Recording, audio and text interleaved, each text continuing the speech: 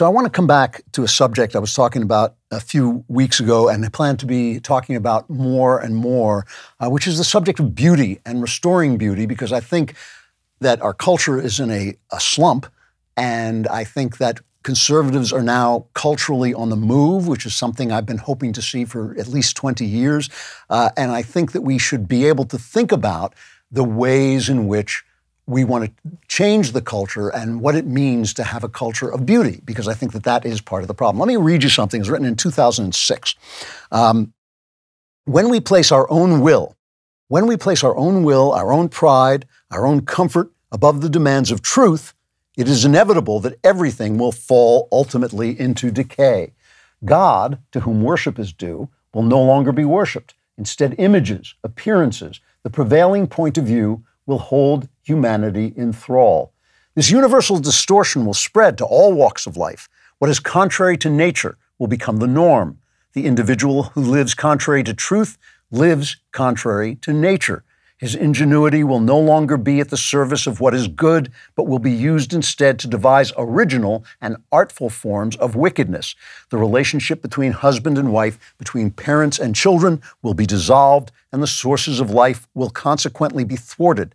It will no longer be life that has dominion, but death. A civilization of death will be established. Well, that sounds pretty accurate. In fact, it sounds a little bit like me, and that's because Pope Benedict XVI was greatly affected by, no, it's probably the other way around. That was Pope Benedict XVI, Joseph Ratzinger, one of the great minds of our time, talking about how when you turn away from truth, you turn away from good, from health, from nature, from God, and ultimately a civilization of death grows out of it, which is what I think we have had for these last 50 years, increasingly over these last 50 years. So coming back to beauty, and which is in the arts a form of truth. I'm thinking about Keats, his famous line in the Ode on a Grecian Urn, beauty is truth, truth, beauty, which I talked about last time, the fact that beauty can be abused. There are ways to abuse beauty to tell lies. But what Keats said was, I am certain of nothing but of the holiness of the heart's affections and the truth of imagination. What the imagination seizes as beauty must be truth, whether it existed before or not. For I have the same idea of all our passions as of love. They are all in their sublime, creative of essential beauty. In other words, at our best, it's not that all of our passions are good. Keats was no fool. He understood there are evil passions and passions that can be used for evil, but he's saying that they are supposed to be, they are meant to be, they are given us to be guides to beauty. And then when they find beauty, true beauty, they find the truth. Now, I think, as I said, as we're looking to win back the culture, we want to win it back in a beautiful way. And there are a lot of difficulties in striving for beauty. And one is that beauty is very hard to define. Beauty is a good per se, like love, and it's a good in and of itself. That's what it means, good in and of itself. So when you try to define it, you actually end up talking about its effects. Like, it's just like love. When you define love, you start to say, well, love is when you want to unite with someone else. Love is when when their good becomes your good, or love is, the happiness that you feel around them. But those are all effects or symptoms of love. That's not what love is. You can't really get at what love is. If you say a table, I looked up the word table. It says an article of furniture consisting of a flat slab-like top supported on one or more legs or other supports, right? That's a definition of a table. It's not, well, a table is something that makes you feel like eating. A table is a place where you eat. It's a very good, clear definition. You can't do that with love, and you can't do it with beauty because they have no reference point other than themselves and you. So the dictionary says, beauty is the quality present in a thing or person that gives intense pleasure or deep satisfaction to the mind, whether arising from sensory manifestations as shape, color, sound, a meaningful design or pattern, or something else as a personality in which high spiritual qualities are manifest. It's really just describing what happens to you when you feel beauty, when you experience beauty. It's not saying what beauty is. You can't say what beauty is, and that's what makes it so difficult. To say beauty is a quality is really just to say beauty is beauty. So it sounds like Ibram Kendi, except with a reason. But beauty is not just real. It's essential to human beings. When I say rap music sucks, people are always writing to me, and they'll say, well, here's a rap star who's really talented, or here's a rap star that honors America, or here's a rap star who writes rap about Jesus.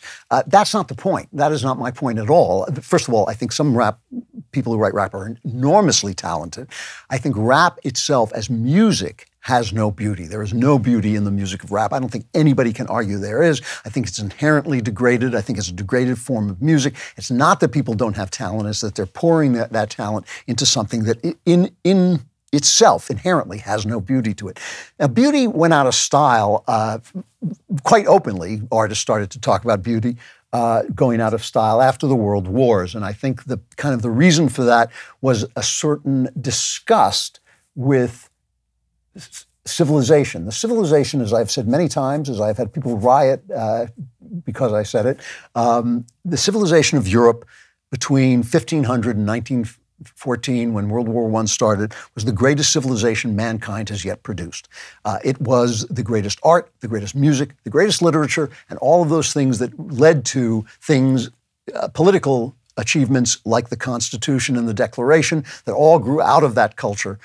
It was the greatest culture that mankind ever has produced, and it died with the world wars. And the death that it died, this death of utter bloodshed, utter destruction, and finally in the form of Hitler, an evil that had been lurking within the culture all that time, made people feel that the culture itself was false and any beauty that it had produced was to be turned away from. And especially with Hitler, we talked about this last time I was talking about beauty, that Hitler's idea that he wanted to go back to old forms, that he didn't want, he hated modern art, kind of reinforced the idea that if you didn't like abstraction, if you didn't like the ugliness of modern art, something was wrong with you, you were Hitlerian.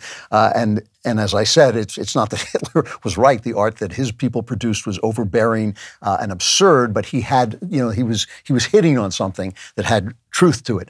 So the world wars are a trauma, and they were horrific, and they reveal the horrible brokenness of humanity, but it was out of that horrible brokenness that Europe's brilliant society was born. And so it's not the society, it's not the beauty that the society produced, it's not the civilization itself, it's the brokenness of humankind that always is going to taint every civilization and every form of beauty. So now there's two things. So as we start to think what beauty is, there's two things we have to lay aside. And the most important of these is the idea that beauty is in the eye of the beholder, understood as meaning that beauty is relative. Everybody who knows anything believes this to be true, and it is not true. Beauty is not relative. It is subjective. Those are two different things. This is like that science has disproved God. This is one of those things that everybody knows. It's just true. Beauty is in the eye of the beholder. Beauty is relative. It's one of those things that everybody knows that just isn't so. But before we get to why it isn't so, we have to talk about one other thing that we lay aside, which is the beauty of human beings, okay? The human form, what William Blake, the poet, called the human form divine, is a source of beauty and can in art. Is a source of beauty in art. It can be the baseline of beauty in art. But the human form, as it is real, that is my human form, your human form, is not a good way to talk about beauty because there's simply too much involved. There's sexuality, but there's also the fact that you're made in God's image. So there's something beautiful about you, even if you don't happen to be like, you don't happen to be as beautiful as I am, but you happen to be less beautiful than I am, which is, I know, it's everyone, but still, you can't judge that because there's something beautiful in you. So I've mentioned this before, when you fall in love with somebody, even if that person wasn't beautiful before, they become better looking to you as you fall in love with them because you're seeing what's beautiful about them. It's simply too complex. That is not the way art works. Art is not a person. Not every work of art has something beautiful in it as every person does. So art is different. The beauty that's in art, which is the beauty that we're talking about, is different, and it is not. It is subjective, but it's not relative. Now, what do I mean by subjective but not relative? I go to my favorite metaphor, one of my favorite metaphors, which is the rainbow, right? The rainbow is an actual phenomenon in nature. It's light passing through a prism, but it doesn't exist until you see it. The rainbow is subjective. The existence of the rainbow exists in your mind. It's a subjective human experience, but it's a subjective human experience of an actual objective natural phenomenon, right? If you look at a rainbow and you see a truck, you are not seeing the rainbow properly. The rainbow is an actual thing that only exists when you see it. It is subjective. And beauty in art is that way too. So in a sense, it's true that beauty is in the eye of the beholder. The rainbow is in the eye of the beholder. If you ever wondered why they say that Paul said Abraham's faith was counted toward him as righteousness, it's because faith is a way of seeing God. And so God is inside you, but you're seeing something that is really there, and beauty is the same thing. So the question is, if when I see a rainbow, I am seeing light pass through a prism, what am I seeing when I see beauty, and how can we find beauty in art? So let's go back to what I was talking about last time, which is Michelangelo's Pieta, the beautiful statue of the Virgin Mary holding her dead son in her arms. And I was talking about the fact that beauty is not nice, necessarily. It can be, but it's not necessarily nice. It's not good. The brutal judicial murder of an innocent man by crucifixion is in no way pretty. It's not a pretty thing. The grief of a mother is not pretty. Holding her son there, that's not a pretty thing. It's not a good thing. It's not even an uplifting thing. It's not an uplifting thing. It's a depressing thing. And yet it is incredibly beautiful when it is carved by Michelangelo. I think it's simply one of the most beautiful objects in the world, okay? And it's tragic. You know, conservatives are always saying art should be uplifting. Nonsense. It's just tragic, okay? But as the title implies, Pieta, that's what it's called. Pieta means pity. It's the fact that it is human, and it calls forth an emotion in us that is the emotion of that is the natural emotion of a person looking at that scene, and it connects us with the Virgin Mary and with what Michelangelo feels about the Virgin Mary. So it's a link between something in our heart and something in another heart, right? With something that's physical present, but because it is the Virgin Mary and because it's Jesus, it's also a link with something beyond that, with a whole theology, a whole way of looking at the world, an entire concept of nature that is full of moral understanding and full of holiness and all those things, okay? The purpose of art is to communicate feeling from one person to another. You can't do that any other way. You can't say, I feel happy and make you feel happy, but you can tell the story of a Christmas carol and communicate joy, the joy of Christmas, to somebody else. You can't say, I feel sad and make somebody else feel sad, but you can show the Pieta and that will communicate sorrow. I always make the point that even an athlete, when he's asked what it's like to win the big game, will resort to metaphor. He'll resort to art. He'll say it was like waking up on Christmas morning, something like that, because there's just no way to say, otherwise he'll just say something inarticulate like it's amazing. So people are always saying, well, rap music, it does communicate something human. It communicates the anger of the streets. It communicates, the rage of the poor, whatever they say it communicates. But just communicating human feelings is not enough to make art beautiful. It may make it art. Rap music certainly is an art. I just think it's not a good art, and it's not a beautiful art.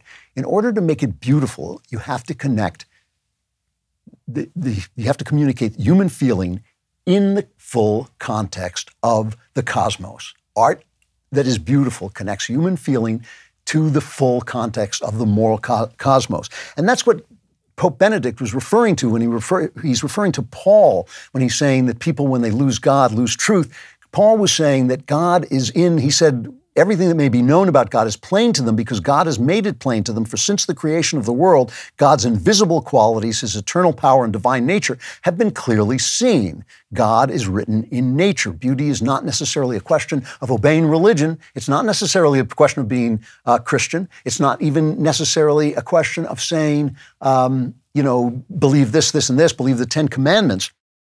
I believe that because I'm a Christian, I believe that ultimately that vision will be Christian, but it's a vision of seeing nature truly in its entirety. That's where Christianity comes from. God, the heavens reveal the glory of God.